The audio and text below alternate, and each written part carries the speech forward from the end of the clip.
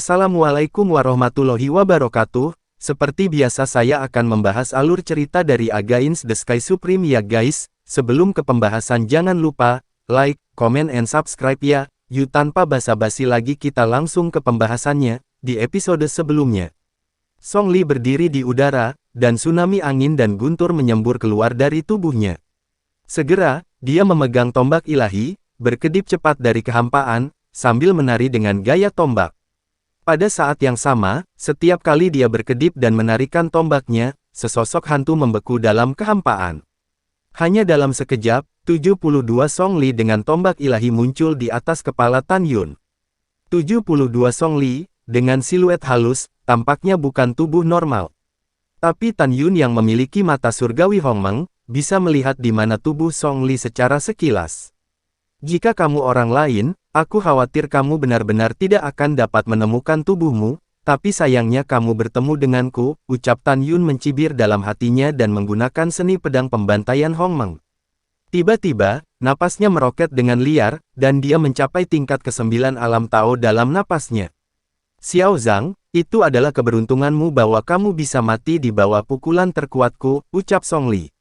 Saat Song Li memberi Tan Yun transmisi suara, dia melihat bahwa 72 Song Li yang telah membeku di langit, tiba-tiba membawa 72 bayangan tombak Dao Motian turun ke arah Tan Yun dengan luar biasa. Meskipun 71 di antaranya adalah hantu palsu, kekuatan bayangan tombak yang dilepaskan oleh hantu sama kuatnya dengan kekuatan bayangan tombak yang dilepaskan oleh tubuh utama. Boom, boom. Dalam sekejap, kekosongan di atas battle platform nomor 6 benar-benar runtuh. Di ruang gelap, hanya 72 bayangan tombak yang menyerang Tan Yun yang sangat mempesona. Melihat pemandangan ini, Yu Yunxi di Menara Para Dewa, dengan mata khawatir, mengirim suara ke Dao Qing Dazun dengan cemas, "Guru, jangan pedulikan murid, jika Tan Yun dalam bahaya, Anda harus pergi dan menyelamatkannya," ucap Yu Yunxi. Dalam transmisi suara, Dao Qing Dazun berkata, "Jangan khawatir, bahkan jika aku melawan ayah kaisarmu, Guru tidak akan membiarkan keturunan Kaisar Dao yang abadi mati sebelum waktunya," ucap Dao Qing. Ketika Dao Qing Dazun mentransmisikan suaranya, pada platform pertempuran ke-6, pedang pembunuh Hongmeng terbang keluar dari alis Tan Yun, dan saat itu diserap ke tangannya, kekuatan petapa leluhur 5 elemen, dan kekuatan leluhur guntur angin yang agung meledak dari tubuh Tan Yun, dan dengan liar mengalir ke pedang ilahi Hongmeng di tangannya. Jelas, Tan Yun akan menggunakan kekuatan supernatural yang berasal dari pengetahuan 7 meridian dalam seni pedang pembantaian Hongmeng, yaitu Tian Luo Diwang. Langit dan bumi, langkah ilahi Hongmeng. Tan Yun memegang pedang ilahi pembantai Hongmeng, saat melakukan langkah ilahi Hongmeng, berkedip dari meja dengan kecepatan tinggi, menari dalam pose pedang misterius. Saat Tan Yun menarikan pedangnya, tiba-tiba, sinar pedang yang panjangnya hanya Zhang Su dan berisi kekuatan 7 atribut muncul di atas panggung. Pada saat yang hampir bersamaan, hal yang sama juga terjadi di langit dan kehampaan di sekitarnya.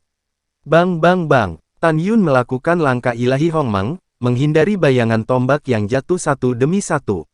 Tepat ketika Tan Yun lolos dari bayangan tombak langit ke-12, dia akhirnya melemparkan jaring untuk mengakhiri. "Aum!" Tan Yun melolong panjang seperti binatang buas, "Bunuh," ucap Tan Yun. Segera, pemandangan yang sangat mengejutkan terjadi. Bas! Tetapi melihat 36.000 kaki cahaya pedang yang muncul di atas platform, di langit, dan di kekosongan sekitarnya, yang berisi kekuatan 7 orang suci leluhur, aura menakutkan tiba-tiba meletus, menyebabkan kekosongan muncul.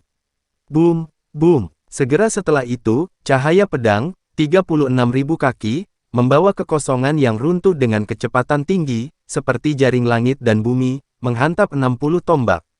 Bang bang bang, ketika satu demi satu, hanya beberapa kaki dalam ukuran, menelan 60 tombak bersinar, di mata ketakutan Song Li, 60 tombak bersinar menjadi penuh lubang dan menjadi tidak terlihat. "Ini bagaimana ini, mengapa kamu begitu kuat?" ucap 60 Song Li berteriak dengan suara serak. Dengan seikat tombak raksasa sejuta kaki, dia naik ke langit, mencoba melarikan diri dari jaring 36.000 pedang. Namun, kecepatan pelariannya jauh lebih kecil daripada kecepatan cahaya pedang. "Ah! Puci!" Sinar pedang, dengan darah yang tumpah, memotong kaki kanan Song Li. Song Li menahan rasa sakit dari patah kaki, dan masih naik ke langit, dan pada saat ini, tombak jutaan kaki yang dilepaskan saat ini telah berdampak pada balok pedang padat di atas. Bang bang bang, tombak sejuta kaki Song Li dimusnahkan dan tidak terlihat setelah menusuk ribuan tenda pedang. Melihat langit di atas kepalanya, ada celah di jaring, dan mata Song Li mengungkapkan keinginan untuk hidup. Ah! Fitur wajahnya bengkok, tetapi dia membakar jiwa seorang Taois. Kecepatannya tiba-tiba meningkat 30%, dan dia terbang menuju celah di jaring. Dia tahu bahwa dia hanya bisa melarikan diri dengan terbang keluar dari celah dan kemudian melarikan diri dari platform pertempuran ke-6, jika tidak, hanya ada jalan buntu. Sosok Tan Yun melintas dan muncul di kehampaan, dia menatap Song Li di atas, dan seringai muncul di sudut mulutnya. Aku melarikan diri, aku akan melarikan diri, hahaha, ucap Song Li. Tepat ketika Song Li tertawa gembira dan hendak melarikan diri dari langit dan bumi, Tan Yun dengan lembut meludahkan kata, matilah, ucap Tan Yun. Uci, tapi itu adalah kepala Song Li yang baru saja muncul dari celah, dan ditebas oleh cahaya pedang yang berisi kekuatan 7 orang suci leluhur. Darah berceceran, dan mayat tanpa kepala itu jatuh ke jaring langit dan bumi, dan hancur dan tak terlihat dalam napas. Xiao Zhang, selamatkan hidupku, ucap 10 patung janin Tao Song Li terbang keluar dari kepala yang terpenggal. Menghadapi permohonan belas kasihan, Tan Yun acuh tak acuh, dia mendorong telapak tangan ke udara, dan 10 janin Tao dimusnahkan. Pada saat ini, jaring langit dan bumi yang dibentuk oleh ilusi cahaya pedang juga menghilang ke udara. Melihat Tan Yun berambut putih yang berdiri di kehampaan, mata Kaisar Agung Shizu menjadi semakin bertepuk tangan, dan dia berkata diam-diam, anak ini pasti memiliki kartu truf yang tidak dapat dipercaya. Jika aku tidak melihat dengan matanya sendiri, Kaisar ini pasti tidak akan mempercayainya. Seseorang di tingkat pertama dari alam suci leluhur benar-benar dapat membunuh seseorang dari kesempurnaan agung alam Taois, ucap Kaisar Agung Shizu. Ketika Kaisar Agung Shizu diam-diam terkejut, begitu juga semua orang di dalam gedung, termasuk musuh Tan Yun. Pada saat ini, Tan Yun telah menjadi fokus penonton, apakah itu para dewa di kuil Tao Tong Tian atau para dewa di pegunungan di luar kota, mereka semua telah menyaksikan betapa jeniusnya Tan Yun. Rambut putih Tan Yun perlahan menari, memegang pedang pembunuh Hong Meng, dia terbang dari platform pertempuran ke-6 dan berdiri di samping Qi Kong. Puan Qi, saya minta maaf mengecewakan Anda, bukan hanya saya tidak mati, tetapi saya juga membunuh salah satu anjing Anda, ucap Tan Yun dengan mencibir dan transmisi suara samar. Qi Kong mengepalkan tinjunya dengan erat, fitur wajahnya yang tampan sedikit bengkok, dia menekan amarah yang mengerikan di dalam hatinya dan tetap diam. Bukannya dia tidak mau, tapi dia tidak berani. Dia khawatir jika Tan Yun terpancing, Tan Yun akan mengesampingkan fakta bahwa dia mengirim seseorang untuk memburunya di makam menelan dewa. Dia berkata dengan kejam di dalam hatinya, saya melihat berapa lama Anda bisa bangga budak anjing, ucap Qi Kong di dalam hatinya.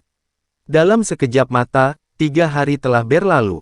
Putaran keempat pertarungan berakhir. Diam, ucap Helian Mengde bangkit dari tempat duduknya, dan penonton tiba-tiba menjadi sunyi. Helian Mengde berkata, sekarang pemuja besar ini telah mengumumkan bahwa 10 kandidat teratas adalah Liu Kongsheng dan Liu Konglong, keponakan Kaisar. Qi Kong, putra tertua dari Marsekal Agung Kota Timur. Zheng Rufeng, putra Marsekal Agung Kota Barat. Putra kedua Marsekal Kota Selatan Kegu. Putra tertua Marsekal Kota Utara Situ Yu dan putra keduanya Situ Kuan. Lu Jundao, keturunan Kaisar Lu Chen. Zhang Yinghao, putra penguasa kota leluhur Shizu. Dan Xiao Zhang, pengawal putri ketujuh. Tidak ada keraguan bahwa 10 orang ini adalah jenius di antara para jenius, terutama Xiao Zhang. Meskipun karena Xiao Zhang, pemuja besar ini telah kehilangan terlalu banyak batu leluhur, tetapi pemuja besar masih harus memuji. Dapat dikatakan bahwa kamu telah menciptakan keajaiban berkali-kali, memungkinkan kita untuk menyaksikan keajaiban. Tidak peduli apa hasil akhirnya, kamu sudah menjadi orang pertama di dinasti leluhur kita di Shizu, dan di alam leluhur tertinggi kita, saya pikir tidak ada yang bisa menggoyahkannya di masa lalu, sekarang, dan di masa depan, ucap Helian Mengde. Helian Mengde adalah pemuja agung dinasti leluhur Shizu, dan dia terutama membantu dinasti leluhur untuk memilih bakat dari sudut pandangnya, dia benar-benar menjadi lebih dan lebih menyukai Tan Yun. Terima kasih pemuja besar, generasi muda tersanjung, ucap Tan Yun memandang Helian Mengde. Meskipun dia mengatakan dia tersanjung, dia tidak tersanjung.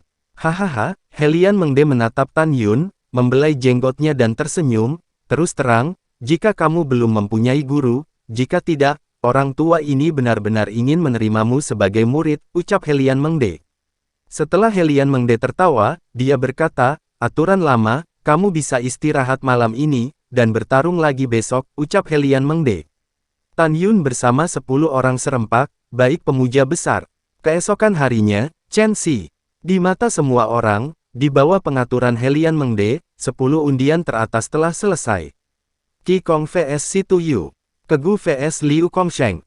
Lu Chen vs Situ Kuan. Tan Yun vs Zheng Rufeng.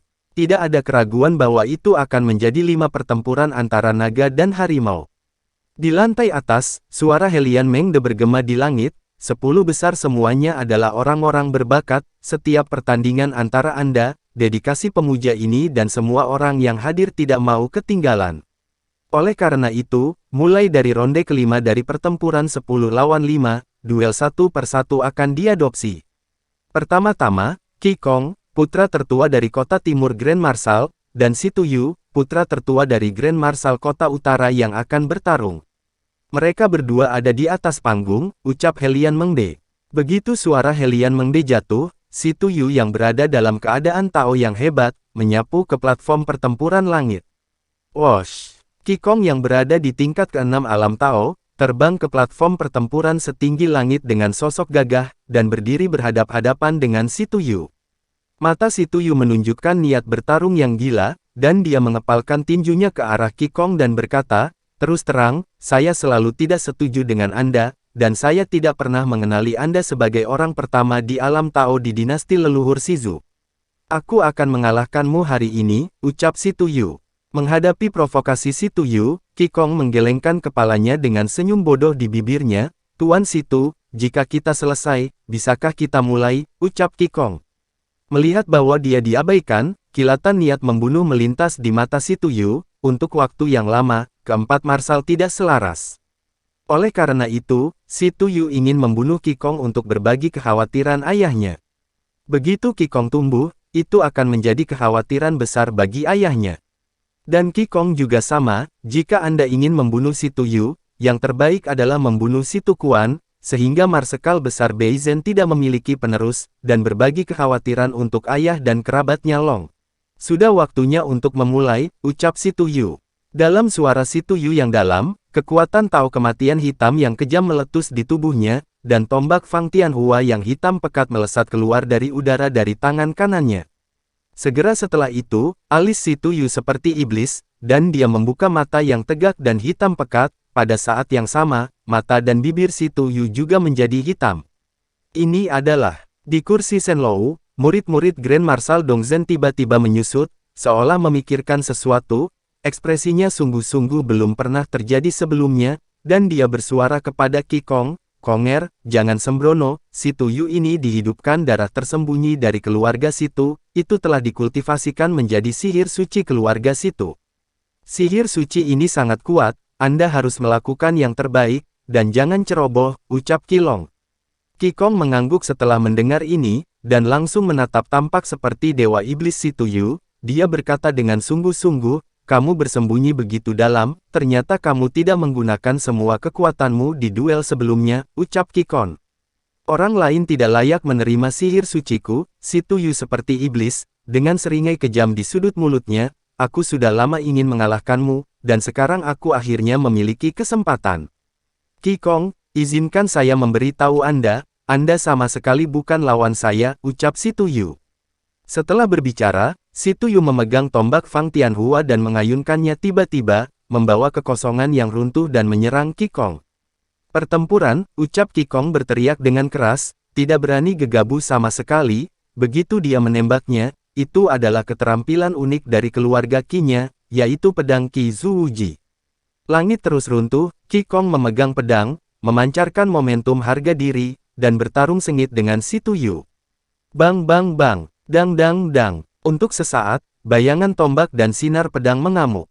Tan Yun membuang muka, alis pedangnya berkerut, keduanya layak menjadi jenius di antara para jenius di alam Tao, kecepatan pertempuran. Jika saya tidak menggunakan formasi pedang pembantaian Hong Meng, kecepatannya tidak sebanding dengan mereka berdua, ucap Tan Yun. Ketika Tan Yun berpikir sendiri, Zheng Rufeng, Liu Kongsheng, Liu Konglong, Kegu, Situ Kuan, dan Zhan Yinghao juga terlihat sangat serius. Satu-satunya pengecualian adalah Lu Chen. Dalam pikiran Lu Chen, Situ Yu dan Qi Gong yang bertarung satu sama lain tidak lain adalah sama.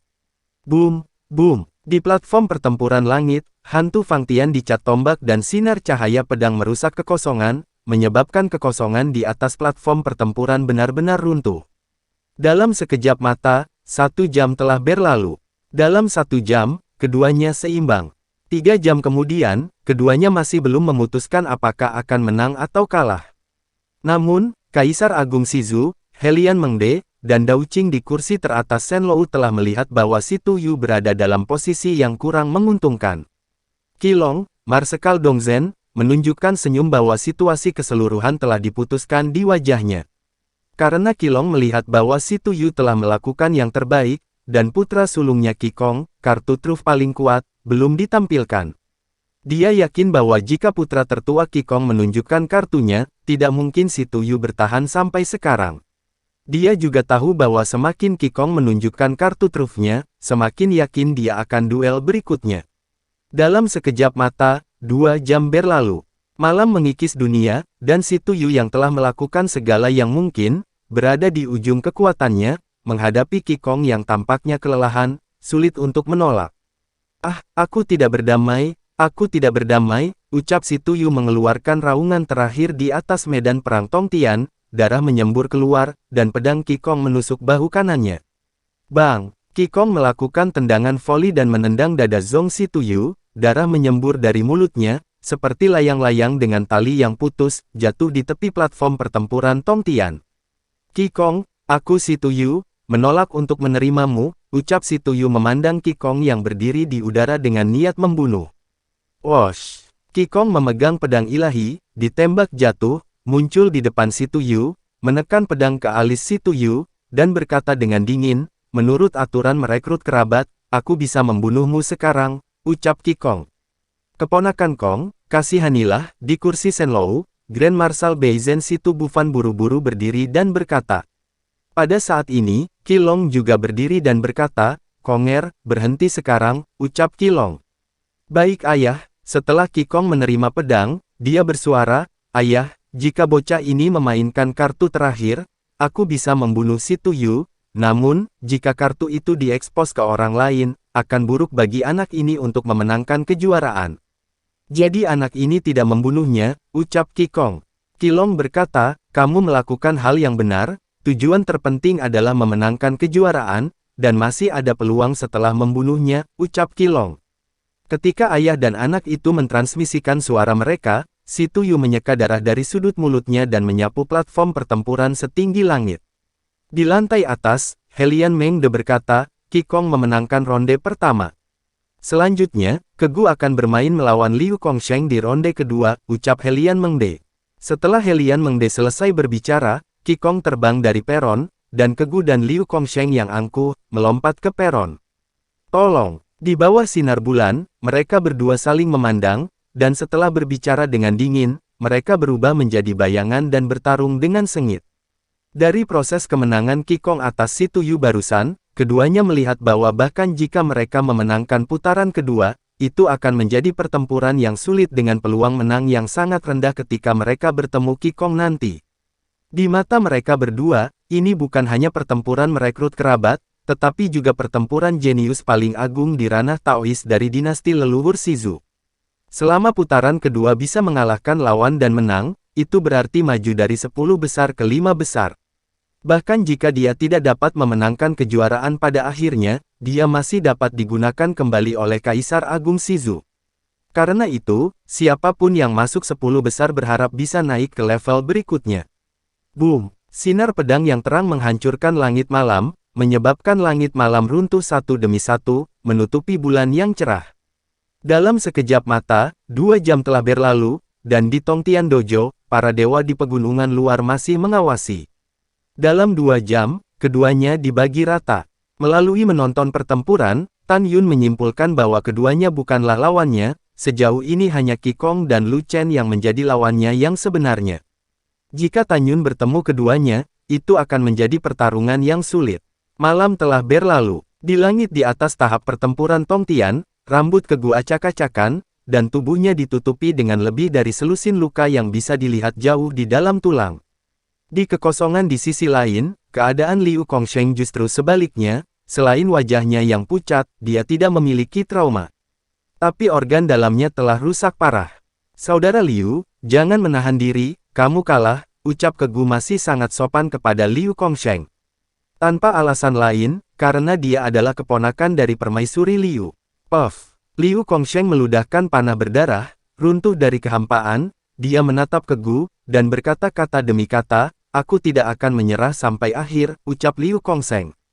Jika kamu bukan keponakan permaisuri Liu, aku sudah menghancurkanmu, ucap Kegu mencibir dalam hatinya, tetapi wajahnya malu, menatap permaisuri Liu di kursi Shenlou. Tidak perlu Kegu mengatakan lebih banyak, permaisuri Liu tahu apa yang ingin dia ungkapkan. Permaisuri Liu menarik napas dalam-dalam, menatap Liu Kongsheng, dan berkata, Santo, kamu bukan lawan Kegu, akui saja kekalahan, ucap permaisuri Liu. Baik bibi, aku kalah, ucap Liu Kongsheng. Iya, ucap Kegu tersenyum sedikit. Liu Kongsheng mendengus dingin dan menyapu platform pertempuran Tongtian. Helian Mengde berdiri perlahan di kursi Shenlou, dan suaranya seperti bel, sekarang pemuja besar ini telah mengumumkan bahwa putaran kedua, Kegu dari Marsekal Agung Nanzen menang, ucap Helian Mengde. Tiba-tiba, semburan sorak-sorai muncul di Tongtian Dojo, suara-suara ini pemiliknya secara alami adalah orang yang setia pada Grand Marshal's Mansion di Nanzen. Selanjutnya, ronde ketiga dari pertarungan 10-5 akan berlangsung, Helian Mengde mengumumkan, kedua belah pihak akan berhadapan melawan keturunan Lu Jundao, Lu Chen, dan putra Beizen Grand Marshal Situ Kuan, ucap Helian Mengde. Wosh! Sebuah bayangan Qian lewat di ketinggian rendah, dia berubah menjadi Lu Chen berjubah hijau di platform pertempuran Tongtian. Bas! Kekosongan itu seperti riak air, dan Situ Kuan menghilang dari udara tipis di Tongtian Dojo, dan pada saat berikutnya, dia muncul di platform pertempuran Tongtian. Lu Chen melirik Situ Kuan, menangkupkan tangannya, dan berkata dengan ringan, tolong beritahu saya, ucap Lu Chen. Ketika Situ Kuan hendak berbicara, di kursi teratas menara, Marsekal Agung Beizen, Situ Bufan, berkata, Kuaner, kamu bukan lawannya, mundur, ucap Situ Bufan. Ayah, begitu Situ Kuan membuka mulutnya, suara luar biasa Situ Bufan terdengar di benaknya, Lu Chen Taizu adalah Kaisar Lu Jundao, dan dia pasti mewarisi warisan Kaisar Lu Jundao, dan dari awal hingga akhir, Lu Chen tidak menggunakan seni pedang pengetahuan Lu Jun Tongtian yang dinamai menurut leluhurnya yang agung. Jadi Kuaner, kamu bukan lawannya, dan bahkan jika kamu mengalahkannya, kamu bukan lawan Qi Gong. Qi Gong mengalahkan saudara laki-lakimu sebelum dia bisa memainkan kartu trufnya. Meskipun kamu juga telah berlatih teknik iblis suci, kekuatanmu masih sedikit lebih rendah dari saudara tertuamu. Saudara laki-lakimu sudah kalah dari Qi Gong, dan kamu bukan tandingan Qi Gong. Dengarkan kata-kata ayah, mengaku kalah tidak malu, ucap Situ Bufan. Mendengar ini, Situ Kuan terdiam beberapa saat, dan kemudian berkata melalui transmisi suara, anak ini mendengarkan kamu, tapi sayang sekali kali ini, jika aku bisa memenangkan kejuaraan dan menikahi putri ketujuh, itu akan sangat membantu rumah saya, ucap Situ Kuan. Dengan enggan, Situ Kuan mengepalkan tinjunya ke arah Lu Chen setelah transmisi suara dan berkata, saya tahu bahwa saya bukan lawan saudara Lu, jadi saya mengaku kalah. Saya berharap saudara Lu memenangkan kejuaraan, ucap Situ Kuan. Lu Chen tersenyum sedikit, terima kasih, ucap Lu Chen. Situ Kuan menyapu platform pertempuran Tongtian dengan penyesalan, Helian Mengde mengumumkan bahwa putaran ketiga dari 10-5, Lu Chen menang dan berhasil maju. Helian Mengde mengumumkan bahwa putaran keempat dari 10-5 dimulai. Segera, setelah Liu Chen menang, keponakan Kaisar Liu Konglong, dan Zhan Yinghao, putra penguasa kota leluhur Shizu, terbang ke platform pertempuran. Yang digunakan Liu Konglong adalah pedang lebar, berjalan seperti hantu, dan cahaya pedang yang menyilaukan menghancurkan langit. Dalam sekejap mata, beberapa jam telah berlalu. Saat malam tiba, keduanya masih bertarung. Bulan yang cerah ada di langit, dan bintang-bintang ada di langit. Sebelum keduanya memulai duel mereka, hampir semua orang tidak optimis tentang Zhang Yinghao, tetapi pada saat ini, Zhang Yinghao menjadi semakin berani dan secara bertahap menang. 2 jam kemudian, tengah malam, larut malam. Bibi, maafkan aku tidak tahan lagi, aku sudah mengecewakanmu, ucap Liu Konglong. Setelah transmisi suara Liu Konglong, dia kelelahan dan tidak bisa menghindari pedang lebar yang diayunkan oleh Zhang Yinghao, jadi dia membuat teriakan serak minta tolong, Bibi, selamatkan aku, ucap Liu Konglong. Permaisuri Liu tiba-tiba berdiri, dan tanpa menunggunya berbicara, Zhan Lun, penguasa kota leluhur Shizu di kursi di bawah Shen Lou, buru-buru memarahi, Hao, berhenti, ucap Zhan Lun. Saat suara itu jatuh, dan ada bayangan di langit di atas platform pertempuran. Dari kehampaan, dia berubah menjadi Zhang Yinghao, dan bilahnya yang tajam telah menahan alis Liu Konglong. Ketakutan tak berujung menyelimuti hati Liu Konglong.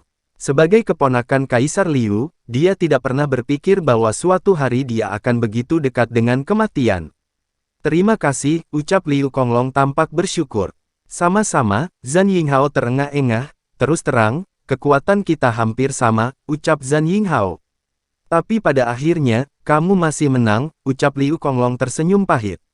Kemudian keduanya menyapu platform pertempuran Tongtian. Pada saat ini, apakah itu orang-orang yang menonton pertempuran di Tongtian Dojo, atau para dewa di pegunungan luas di luar kota, mereka menantikan duel berikutnya. Di kursi Shen Lou, Helian Mengde berdiri, dan suara keras bergema di langit, selanjutnya, kita akan bersaing untuk tempat terakhir di 10 menjadi 5. Pertempuran selanjutnya adalah Xiao Zhang, melawan Zheng Rufeng, putra Marsekal Agung Shizhen, ucap Helian Mengde. Setelah mengatakan ini, Helian Mengde menatap Tan Yun dan berkata sambil tersenyum, Xiao Zhang, meskipun kamu membiarkan pemuja besar ini mengabadikan batu leluhur yang masih belum selesai pada Dao King Dazun, lelaki tua ini masih sangat optimis tentangmu. Saya harap Anda bisa membuat keajaiban lagi, ucap Helian Mengde. Ketika Helian Mengde memiliki harapan yang kuat untuk Tan Yun, begitu pula Dao Qing Dazun, Yu Yunxi, Miao Qingqing, dan banyak dewa lain yang menonton pertempuran. Bagi Tan Yun, terlepas dari semua keluhan, dia masih memiliki kesan yang baik tentang Helian Mengde. Dapat diperkirakan bahwa Helian Mengde dan Jiutu Zulong membunuh leluhur wilayah bintang 4 seni, dan niat baiknya tentang dia menghilang. Bagaimanapun, Tan Yun telah memahami pengalaman dari 4 teknik dan manual rahasia dari 4 teknik patriark wilayah bintang dari 4 teknik, dan Tan Yun dapat dianggap sebagai setengah dari muridnya. Guru Tan Yun terbunuh, balas dendam ini harus dibalaskan. Ini adalah prinsip hidup Tan Yun. Tan Yun mencibir dalam hatinya, menatap Helian Mengde di Menara Dewa, dan berkata dengan hormat, terima kasih atas pujianmu, ucap Tan Yun. Hahaha, Helian Mengde berkata sambil tersenyum, kalian berdua datang ke panggung dan mulai, ucap Helian Mengde. Baik pemuja besar, ucap Tan Yun dan Zheng Rufeng melompat ke atas peron. Tan Yun menatap Zheng Rufeng, dan ada niat membunuh yang mengerikan di matanya yang berbintang. Lalu setelah itu, bagaimanakah kelanjutan ceritanya? Next di episode berikutnya ya, wassalamualaikum warahmatullahi wabarakatuh.